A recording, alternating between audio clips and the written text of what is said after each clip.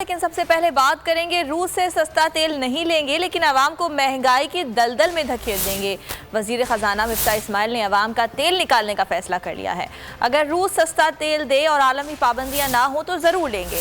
وزیر خزانہ مفتاح اسماعیل کا امریکی ٹی وی CNN کو انٹرویو میں جھوٹ۔ مفتاح اسماعیل نے عوام پر مزید بوجھ ڈالنے کا عندیہ دے دیا۔ کہا جون کے اوائل میں جو بجٹ دوں گا اس کے نتیجے میں IMF سے معاہدے کی امید ہے۔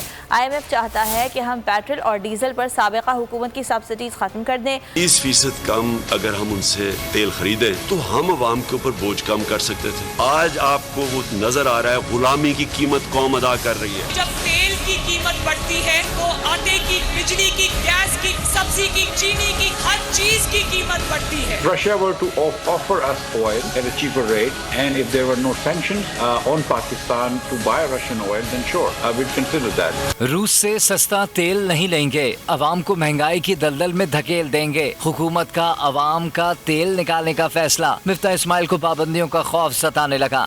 If Russia were to offer us oil at a cheaper rate, and if there were no sanctions on Pakistan to buy Russian oil, then sure, I would consider that. مفتاح اسماعیل نے امریکی نشریاتی ادارے CNN کو interview میں جھوٹ بول ڈالا۔ کہا موجودہ حکومت نے روس سے تیل اور گندم خریدنے کے لیے بات کی، گزشتہ حکومت صرف تیل خریدنے کی بات کر رہی تھی۔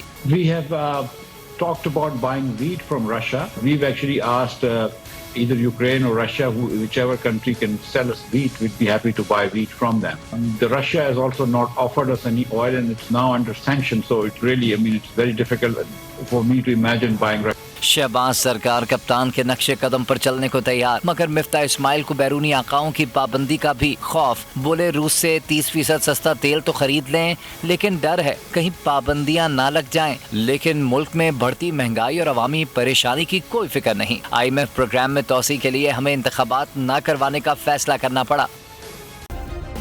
سبسکرائب کریں اور بیل دبائیں تاکہ کوئی خبر رہ نہ جائے۔